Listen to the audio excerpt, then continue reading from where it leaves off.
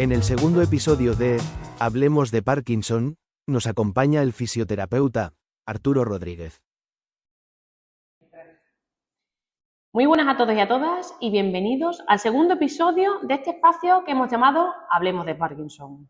Como ya mencionamos en el anterior episodio, este proyecto sonoro nace con un objetivo claro, que es el de acompañar, informar, visibilizar el trabajo que se realiza día a día desde la Asociación Regional de Parkinson Extremadura.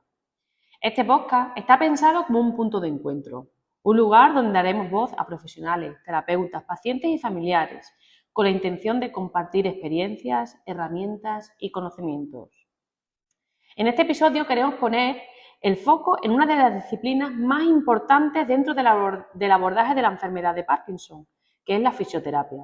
Y para ello nos acompaña hoy Arturo Rodríguez, profesional de nuestra asociación, quien nos ayudará a entender mejor qué papel cumple la fisioterapia en el tratamiento del Parkinson y cómo puede mejorar de forma significativa la calidad de vida de los pacientes.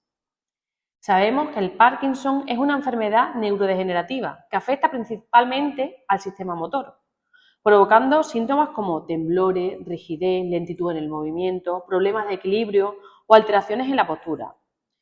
Pero lo que quizás no todo el mundo sabe es que una intervención fisioterapéutica adecuada puede marcar una enorme diferencia en la autonomía, movilidad, bienestar general de la persona afectada. La fisioterapia no solo busca mantener las capacidades físicas, sino también prevenir complicaciones, mejorar la marcha, reducir el riesgo de las caídas y promover la confianza en el propio cuerpo. Gracias por acompañarnos hoy, Arturo, y es un honor tenerte aquí entre nosotros. Para empezar, me gustaría preguntarte cuál es el papel que desempeña la fisioterapia dentro del tratamiento integral de Parkinson. Bueno, buenos días, como he dicho, muchas gracias. Y nada, encantado de saludaros, encantado de compartir aquí en este espacio de Hablemos de Parkinson la visión nuestra. Y bueno, pues muy ilusionado, sobre todo sabiendo que el objetivo final es, como has dicho, pues al final informar, visibilizar y acompañar y pues eso, al final dar información que creemos que es tan necesaria sobre todo dentro de la sociedad en general. Nos centraremos, como bien dices, en este episodio más a nivel motor, más a nivel del aspecto de fisioterapia, a sabiendas de que, lógicamente, habrá más episodios en el que mis compañeras pues abordarán o ahondarán un poquito más en otra serie de cuestiones para el tan importante tratamiento integral de, sobre todo, pues estas personas con enfermedades de Parkinson. Como has dicho, el papel de la fisioterapia creo que es trascendental, que es vital, que es muy importante dentro de esta patología, de la enfermedad de Parkinson, como bien has dicho, patología neurodegenerativa, y que afecta en gran medida pues al apartado motor, sobre todo pues bueno, con los típicos síntomas motores conocidos por casi toda la gente, como bien dices, pues eso, temblores, la rigidez, alteraciones en el movimiento, alteraciones en la postura, equilibrio, coordinación, marcha, cuestiones que consideramos pues que en la vida diaria de cualquier persona son cuestiones muy punteras y muy importantes. Sí que recalco la importancia del trabajo a nivel de fisioterapia y a nivel motor, como la constancia en la misma, que luego ahondaremos un poquito más en todas las cuestiones, objetivos y demás, pero sí que es muy importante la constancia en el tratamiento. Hay muchos estudios que ya lo corroboran, la importancia de la fisioterapia, pero también la importancia de mantenerla en el día a día por el beneficio que conlleva, la consecución de objetivos y que si lógicamente no existe esa constancia, al final son objetivos y son beneficios que se van perdiendo o se pierden. Entonces sí que también es muy importante esa cuestión.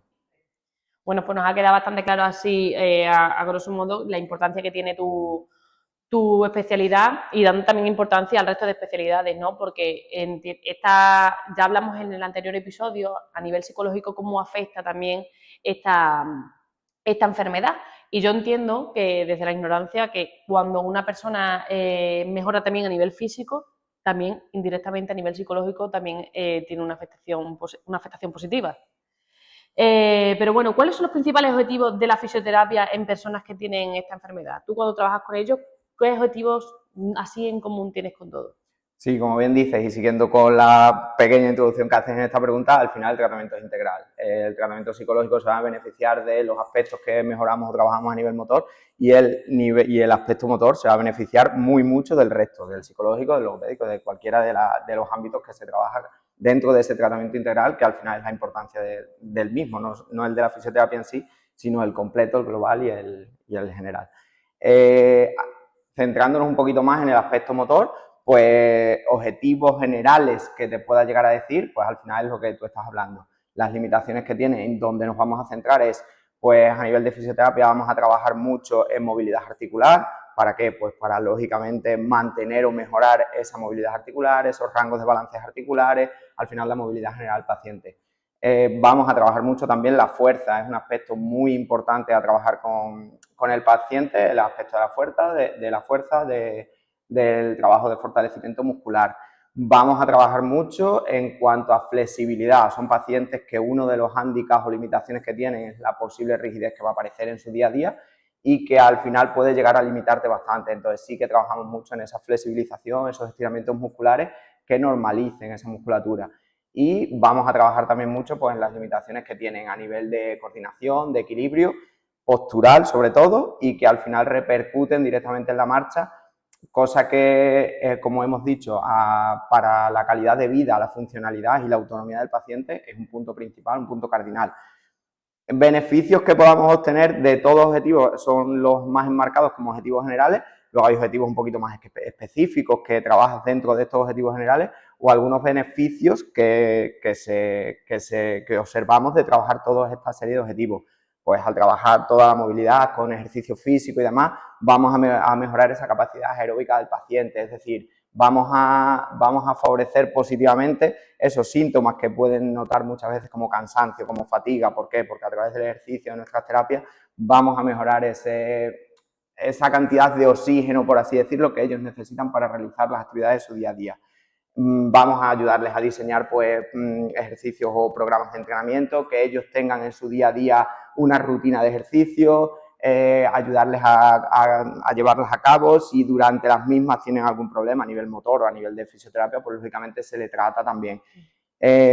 Vamos a entrenar, como decimos, ese equilibrio, esa coordinación, ese equilibrio. ¿Por qué? Porque son pacientes en los que uno de los principales problemas que tenemos es la caída. El bloqueo durante la marcha desencadena caída, la caída puede desencadenar fractura, hospitalización y al final pues son más limitaciones y demás que al final es lo que queremos prevenir. ¿Por qué? Porque tú trabajas, mejoras y además, como has comentado antes, dotas al paciente de una seguridad que le va a permitir ser mucho más autónomo y decidirse por el camino de la actividad y la seguridad de mi día a día, yo trabajo y estoy activo, a no el miedo, me voy a caer, no voy a hacer y al final te vinculas al sedentarismo, ¿vale? Sí, digo, mira, te quería decir porque qué importante es que todo esto esté guiado por un profesional. Porque si a mí, por ejemplo, me diagnostican ahora la enfermedad de Parkinson y digo yo, vale, me dicen que es muy bueno hacer ejercicio físico y me voy a un gimnasio por mi cuenta y me apoyo una persona que no tiene conocimiento sobre la enfermedad, eso puede llegar a dar lugar a problemas, ¿no? Claro, lógicamente tienes que ser atendido por un profesional. ¿Por qué? Porque al final el profesional va a conocer tu enfermedad, va a conocer las características que tiene la enfermedad y lógicamente va a conocer el tratamiento y lo que se tiene que trabajar y lo que se tiene que hacer en función de la enfermedad y sobre todo de las características personales del paciente. Sí que, bueno, se podría haber comentado antes que, por ejemplo, nosotros pues trabajamos con pacientes de manera individual o colectiva, pero lo que hacemos es adaptar cualquier tipo de tratamiento. O sea, nuestros tratamientos son totalmente adaptados al paciente. Pueden estar trabajando el mismo ejercicio, pero cada uno con una adaptación que necesite en función de sus características o cada uno el ejercicio que necesite para conseguir ese mismo objetivo específico general que nos hemos marcado. Entonces es de vital importancia que el profesional sea profesional sanitario que conozca todo lo que necesita conocer para trabajar con ellos. Siguiendo con la línea de antes y con los objetivos y beneficios que podemos trabajar, los que te comentaba, el tema de la flexibilidad, que también lo trabajamos mucho por la cuestión de la rigidez que te comentaba y tal, y luego pues mucho también todo el tema de entrenamiento de marcha. Es muy importante trabajar la marcha en sus diferentes episodios, en sus diferentes etapas, que todos los patrones de esa marcha sean lo más normalizados posible para evitar pues, posibles complicaciones que podamos encontrar, como hemos hablado, bloqueos, caídas y demás, y normalizarlo al máximo, que la longitud de la marcha sea la adecuada, que el ritmo y la velocidad sean las adecuadas, que acompañe un braceo. Al final lo que hacemos es trabajar ese equilibrio, ese control postural y todo lo que se necesita para que la marcha sea lo más normalizada posible. Y bueno, a grandes rasgos creo que que podemos resumirlos así. ¿Y qué tipo de ejercicios o terapias son más comunes en las sesiones que haces tú aquí en la asociación? Pues hablando, como te contaba anteriormente, primero, lógicamente, aclarar, nuestras sesiones son totalmente adaptadas al paciente. Nosotros llega un paciente y lo que hacemos primero es conocer al paciente, saber sus características y saber sus posibilidades, es lo que más nos centramos. Una vez que lo sabemos, hay dos tipos de terapia, tenemos terapias individuales y tenemos terapias grupales. Esa terapia grupal siempre va en función, como decimos, de las características del paciente. Se hacen grupos en función de esas características que sean las más parejas posibles y dentro de ese grupo con mismas o parecidas, muy similares características y posibilidades trabajamos. Como te he dicho, cuando son grupales también adaptamos totalmente, porque puedes estar trabajando o ejercicios diferentes adaptados a cada paciente o el mismo ejercicio, pero cada paciente con su adaptación porque el beneficio va a ser mayor o va a ser más óptimo. Pueden estar trabajando cualquier actividad y un paciente lo puede hacer en apoyo bipodal con los dos pies apoyados en el suelo, otro puede estar a pata coja con un apoyo monopodal, otro puede estar en una superficie inestable trabajando más equilibrio porque lo controle y el beneficio que vaya a obtener de ese ejercicio sea mayor y cada uno pues siempre adaptarlo al paciente. ¿Qué ejercicios trabajamos más? Pues lo que te digo, trabajamos mucho con movilidad articular. ¿Por qué? Porque lo prioritario es que el paciente se mueva, que todas sus articulaciones tengan el rango y el balance articular más amplio posible. Trabajamos mucho, como te he comentado, con fuerza. Esos mismos ejercicios que trabajamos de movilidad para el balance articular, en el momento que le aplicas un lastre, le aplicas un peso o le aplicas una resistencia que el paciente tiene que vencer, estás trabajando fortalecimiento, que es vital también, como hemos comentado antes. ¿Qué trabajamos también? Trabajamos mucho con flexibilidad y trabajamos mucho con estiramiento, por el problema que hemos comentado de la rigidez que puede presentar el paciente y nos centramos en el cuerpo de manera global, porque esa rigidez al final aparecen en extremidades, pero sí que las hay en tronco y pueden estar muy presentes y ser muy limitantes a nivel cervical. Y trabajamos mucho, pues, por ejemplo, coordinación, equilibrio y demás, pues nos basamos de muchos elementos, de muchos materiales, como pueden ser pelotas, como pueden ser picas, como pueden ser cornos, como pueden ser mucho tipo de material para trabajar todo eso. Y, como te digo, finalmente la marcha. La marcha es otro punto, otro aspecto vital que trabajamos mucho en las sesiones porque es lo que más hay que normalizar y porque es algo prioritario y puntero en la vida diaria de cualquier paciente. Entonces, para su calidad de vida, su funcionalidad y su plena autonomía, es algo vital. Y algo que nosotros utilizamos mucho, que no vamos a ahondar tampoco, es en el aspecto respiratorio y de relajación. Creo que mis compañeras ahondarán más, sobre todo en el aspecto respiratorio, pero sí que es algo que utilizamos también mucho en las sesiones de fisioterapia y en el trabajo que hacemos con los pacientes. Estupendo. Te explica genial, ¿eh? Gracias. Bueno, ¿y en qué momento le recomendarías tú a esas personas que tienen Parkinson empezar con las sesiones de fisioterapia? ¿Desde su diagnóstico? ¿Cuando ya está un poquito más avanzado? ¿Cuándo? Cuanto antes. O sea, cualquier persona, lógicamente, la actividad fisioterápica o que conlleve ejercicio físico es recomendable 100%, pero para una persona con enfermedad de Parkinson, lógicamente, más todavía.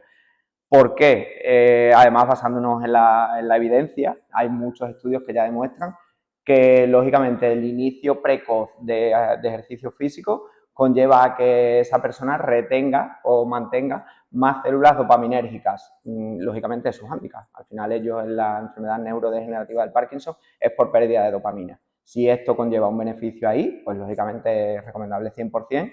Otros estudios también demuestran que se producen más neuronas nuevas dopaminérgicas, por lo tanto la recomendación es súper importante porque también se asocia con que luego el tipo de problemas, patologías asociadas o empeoramiento o evolución de la enfermedad también va asociada con esto.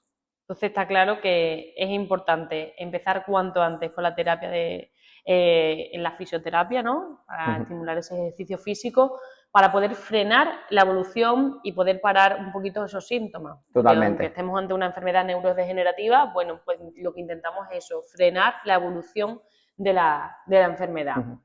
Y aunque sabemos que cada persona es diferente, ¿no? Depende mucho, pues, si es mujer, si es hombre, la edad también. ¿Cómo suele ser la evolución del paciente a través de la fisioterapia? Bueno, pues como bien dices, la evolución es difícil de asegurar. Lógicamente lo sabemos, la evolución está ahí, pero cada persona, como yo digo, cada persona es un mundo, en cualquier tipo de aspecto de la sociedad y con ellos es igual. Cada persona es un mundo, la evolución está, sabes que va a ir pasando, pero el tiempo que pasa en esa evolución en cada uno de ellos es lo que es diferente, ¿vale? Sí que, como dices, pues es una enfermedad neurodegenerativa, progresiva, por desgracia, como sabemos, y que al final va a pasar por una serie de fases que están totalmente contrastadas. La única diferencia, como decimos, entre un paciente y otro es el tiempo que va a estar, por así decirlo, en cada fase y el paso de una fase a otra, ¿vale? Al final, pues todos sabemos que hay una fase inicial, que los síntomas pues son más leves, son prácticamente no notorios, que no se notan, van a ir avanzando hacia una fase pues un poquito más avanzada, esos síntomas se van a agravar un poquito, pueden aparecer problemas, como hemos dicho, de coordinación, de equilibrio, pueden, en vez de ser unilateral y afectar a una sola parte del cuerpo, pasar a ambas partes del cuerpo, a más partes del cuerpo, ¿vale? Agravarse, por así decirlo. Y vamos a pasar pues a una etapa más avanzada, donde ya sí que se vuelven más severos todas estas limitaciones y pueden aparecer pues otra serie de problemas asociados pues, a nivel de cognición, a nivel de comportamiento, hasta que llegamos a la etapa final, donde al final los síntomas pues lógicamente sabemos que son lo más severos posible y que al final pues la persona puede ser totalmente dependiente para las actividades de su día a día o para su autonomía y su independencia, ¿vale? ¿De qué depende, como decimos, el paso de una fase a otra, el tiempo en el que va evolucionando? Pues lógicamente hay muchos factores, como tú bien dices. Al final, el primero y prioritario, cada persona es un mundo y cada persona lo va a sufrir de una manera diferente. Pero sí que hay, bueno, pues algunos que podemos tener en cuenta, por ejemplo, la medicación. Son personas que desde el minuto 1 están acogidos a una medicación específica para la enfermedad de Parkinson y la respuesta a esa medicación en cada paciente o en cada persona es diferente. Hay pacientes que muy bien, otros pacientes que hay que cambiar esa medicación, en los que puedan aparecer las fluctuaciones, que son episodios en los que los síntomas mejoran o empeoran y cada uno, pues la respuesta es diferente. Hay que tener en cuenta también los síntomas no motores. Sí que nosotros nos centramos en los nuestros, pero hay síntomas no motores que además son muy importantes, como te puedo decir, pues el ánimo, el sueño, la memoria, muchas cosas que hay que tener en cuenta y que al final el estado de todos esos síntomas no motores van a afectar a la evolución de la enfermedad. Y luego, como bien decías, pues la edad y el estado de salud general. No es lo mismo una persona más joven que una persona con más edad y sobre todo pues, con otras patologías que pueda tener asociadas que también van a influir en esa evolución. Bueno, y entiendo, habiéndote escuchado, que la constancia es algo muy, o sea, algo primordial que nos encontramos, ¿no? Sería un error, ¿no? Que ahora empiezo, ahora estoy 2 meses sin, ahora veo que empeoro y quiero volver a recuperar y vuelvo a empezar.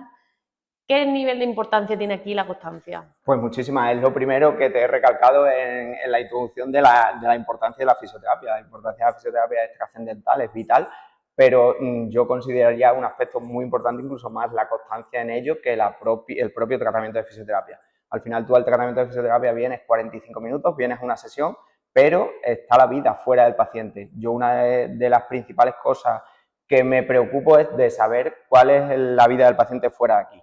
Que es decir, que el tratamiento que hacemos aquí de fisioterapia basado en ejercicio físico, después se continúe. Es decir, pues si está en programas de su entorno, de su comunidad, si va al gimnasio, si sale a caminar, si hace actividad, es súper importante mantenerlo. Además, te hablo de en su comunidad, ¿por qué? Porque lo que decíamos hablando sobre todo a nivel tratamiento psicológico, como decíamos, cualquier actividad que tenga de ejercicio físico en su comunidad con más personas va a repercutir muy positivamente, no solo en su estado motor, sino en su estado mental y psicosocial. De eso me voy a beneficiar yo a nivel motor, porque la influencia va a ser también muy buena. Entonces, yo al final lo que quiero es una constancia, una rutina de ejercicio y que lo mantengan, porque un parón o un pequeño parón, como ellos muchas veces pueden pensar, al final es lo que volvemos a decir, que hay estudios que demuestran pues que lógicamente los objetivos que vas consiguiendo o esos beneficios que vas consiguiendo o se limitan o se estancan o incluso se pierden y luego sería volver a empezar.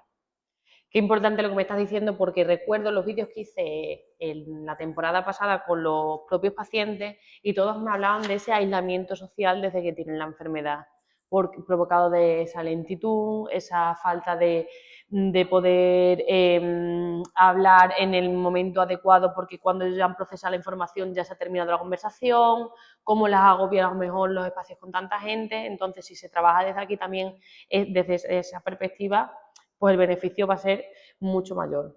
Y bueno, centrándonos en el entorno y tal, siempre que hablamos de la enfermedad de Parkinson, hablamos del paciente, pero también hay un entorno que conviven con esa enfermedad. ¿Qué recomendaciones le darías tú a la familia, a los cuidadores para complementar el trabajo que hacen aquí para poder seguir en casa? Pues al final es lo que estamos hablando. En cuanto a recomendaciones, consejos, el paciente la sabe. Mantener una rutina de ejercicio, tener un entorno seguro en casa, tener calzado adecuado, ayudarse de agentes externos, visuales, táctiles, como quieras llamarlo, para limitar o normalizar esos posibles problemas, hándicaps o limitaciones que tengan. Haz el paso bien, levanta los pies, acompaña el braceo, todo eso lo saben. Consejos para el familiar, para el acompañante, para el que convive con una persona con enfermedad de Parkinson, acompañarlo. Al final, tú sabes qué objetivos tiene que conseguir, él lo sabe también. Al final, el objetivo prioritario es fomentar la autonomía, es tener una calidad de vida lo más adecuada posible y lo único que hay que hacer es acompañarlo, cuidándote siempre a ti, porque es verdad que el camino es largo, que el cuidador al final también tiene que saber que tiene que cuidarse al mismo porque al final lo necesita también la otra persona. Y, como digo, estar a su lado, acompañarlo, fomentar toda esa autonomía y todas esas rutinas y lo que el paciente sabe y al final, pues eso, acompañarlo y escucharlo, que también es importante, normalizar, hablar del tema y escucharlo y estar con él. Y paciencia también, Y paciencia, ¿no? siempre. Bueno, ¿hay algún último mensaje o consejo que quieras compartir con quienes nos escuchan o con quien convive con esta enfermedad?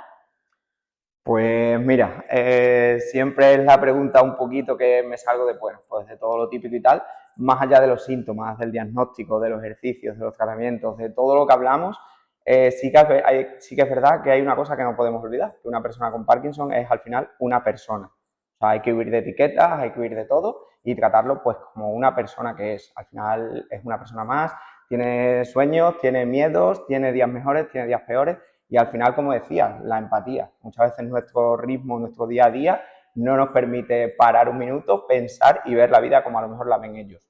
Entonces, yo considero que eso es prioritario. O sea, es el mensaje número uno. A ellos, lo que te digo, están hartos de escuchar mensajes, están hartos de escuchar consejos, lo saben, lo hacen, todo lo que pueden porque saben que es para ellos. Pero sí que me gustaría despedirme con 3, 4 frases. Yo las tengo siempre muy presentes en mi día a día y las intento compartir mucho con ellos. Y bueno, pues lógicamente para los míos y para todo el que pueda ayudarle, pues mejor que mejor. La primera es, cuida tu cuerpo y tu mente, porque es una prioridad, ¿vale? Eso tienen que recalcárselo y metérselo, interiorizarlo sí o sí. La segunda es mantenerme activo y con una rutina de ejercicios y en la sociedad, como hemos hablado antes y el por qué, es clave, sobre todo para controlar mi salud, mi bienestar físico, mental y psicosocial, ¿vale? Y las dos últimas, enfocar la energía en lo que puedo controlar y mejorar cada día.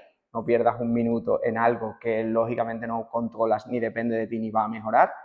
Y por última, que la comparto muchas veces, es que las caídas están permitidas y no solo con ellos, sino en todos sitios. Pero que al final levantarse es seguir sumando aprendizaje y avanzando en la vida. Pues muy bonitas. Nos valen también estas frases para todos en nuestro día a día, no solamente para las personas que padecen esta enfermedad. Pues nada, Arturo, muchísimas gracias por compartir este ratito con nosotros y darnos tus conocimientos. Son muy importantes para visibilizar, para conocer la realidad de la enfermedad. Y bueno, nos vemos ya en el siguiente episodio. Muchas gracias.